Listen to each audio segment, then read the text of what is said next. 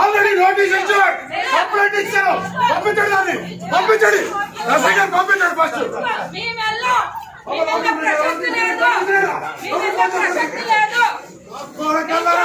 ఎవడు ఎవడు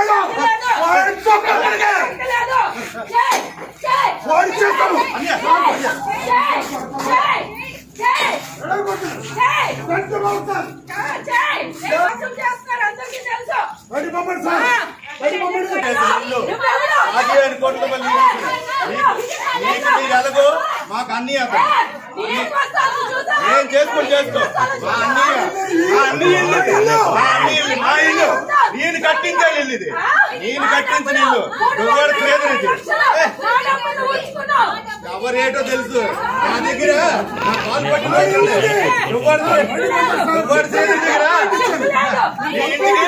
ఎన్నిసార్లు లక్షలు తీసుకున్నావో గుర్తించు.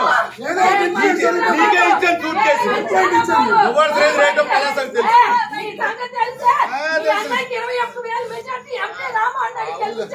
నీలా అడవులకు ఉండవలసిన లక్షణమే లేదు.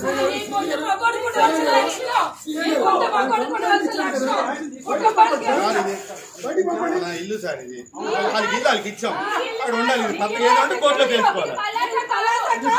మా ఇల్లు నా ఇల్లు, నేను కట్టించిన ఇల్లు. ఎక్కడ అందరికీ తెలుసు. ఎండలో ఎండి కట్టించి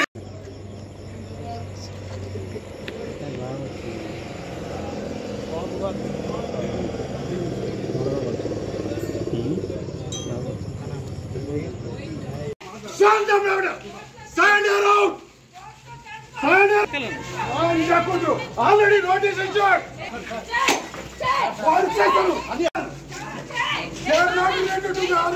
కంప్లైంట్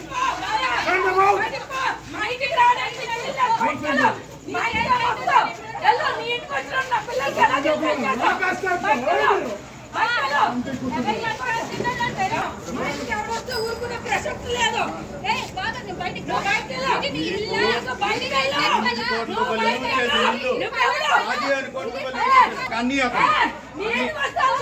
ఏం చేసుకొని చేసుకో.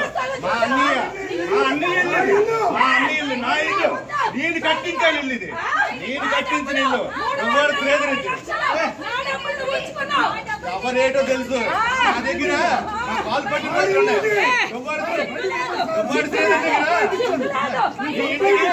ఎన్నిసార్లు లక్షలు తీసుకున్నావో గుర్తించు. నీకే ఇచ్చాను సూట్ కేసు.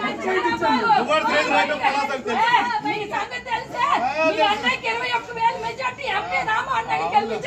నీలాగా అమ్ముడుపోలేదు కదా, నీలాగా అమ్ముడుపోలేదు కదా, నీలాగా మీరు తెలుగు అమ్ముడుపోయారు కదా. నీ దరిద్రం వల్ల నా వైఫ్ పేరు కొన్నానే నా తప్పు. మెట్ట రమాని వైఫ్ పేరు కొన్నానే నా తప్పు. చూద్దాం, చూసుకుందాం.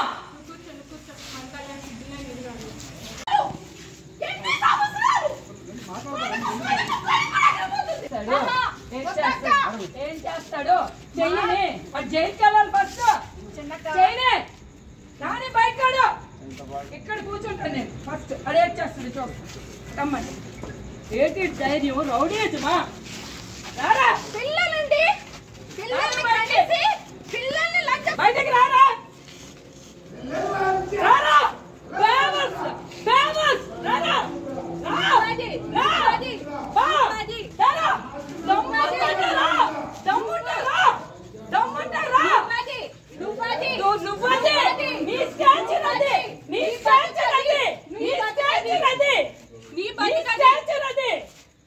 పనులు చేసుకొని ఎవరి ఫ్యామిలీస్ డ్యామేజ్ చేస్తారా? ఒక అమ్మ బాబు అప్పకు పుట్టినరా ప్రపంచం వల్ల చూస్తుంది మీ పెద్ద వేషాలు. ఆ తలుపు వేయొద్దని చెప్పండి. ఎందుకు తలుపేస్తున్నారు? తలుపు తీయమని చెప్పండి. దమ్ము ధైర్యం అప్పకు పుడితే తలుపేడే. నాకు తెలిసి మీరు ఒక అప్పకు పుట్టుండ్రు 100% గ్యారంటీ. మరి వాళ్ళు చెప్పండి, పిల్లలకి ఎలా న్యాయం జరుగుతుంది, భార్యకి ఎలా న్యాయం జరుగుతుంది? మాకేమి వద్దండి. పిల్లలకి ఏం న్యాయం జరుగుతుంది, భార్యకి ఏ న్యాయం జరుగుతుంది? మా వాళ్ళు మీడియా ఉంది కదా, మా రాజశేఖర్ మాకు మీడియా చెప్పండి, చెప్పండి. ఒక్కరు చెప్పండి. దొర ఫ్యామిలీలో మాకు డ్రామాలు చేసుకునే కర్మ అండి. మాది. ఛీ, ఇలాంటి నా కొడుకునికి వచ్చామో ఇంట్లో పెట్టుకున్నందుకు మాది నిజంగా హైడ్రామానే. అలాంటి లంచా కొడుకుల్ని మేము ఏమని ఆడాలండి? పిల్లలకి ఆగండి వీళ్ళకేంటి న్యాయం? సార్ మీరు చెప్పండి సార్, మేము నెక్స్ట్ ఏం చేయాలో మీరు చెప్పండి. మీరు ఇలా న్యాయం చేస్తారు, అమ్మ ఇలా జరుగుతుంది అని అంటే మేము చేస్తాం. మేము ఇలా జరుగుతుంది అంటే చేస్తాం. నేను అయిపోతున్నాను.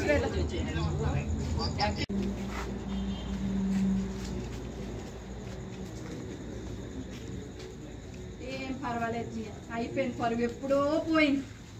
ఏ రోజైతే వాడు మన ఇంట్లో ఎంటర్ అయ్యాడో ఆ రోజే పోయింది మనకి పరువు.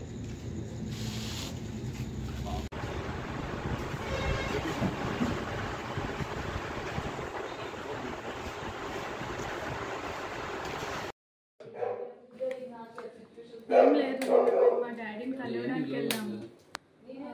ఆయన డోర్స్ అవన్నీ లాక్ చేసుకొని లోపల ఉన్నారు. ఆ లేడీ కూడా అక్కడే ఉంది. మేము ఆయనతో మాట్లాడడానికి వెళ్దాం మాట్లాడడానికనే కాదు, మా డాడీతో కలిసి ఉన్నామని మేము వెళ్ళాము. బట్ మేము మెసేజెస్ చేసినా, ఫోన్ కాల్స్ చేసినా ఆయన లిఫ్ట్ చేయలేదు, దేనికి రెస్పాండ్ అవ్వలేదు. సో ఏంటి అంటే వాళ్ళు ఎప్పుడో ఒకప్పటికైనా డోర్ తీస్తారు కదా అని మేము బయట వెయిట్ చేస్తాం. అయితే నైట్ ఎంత టైం వరకు ఉన్నారు? అసలు ఏం జరిగింది? నైట్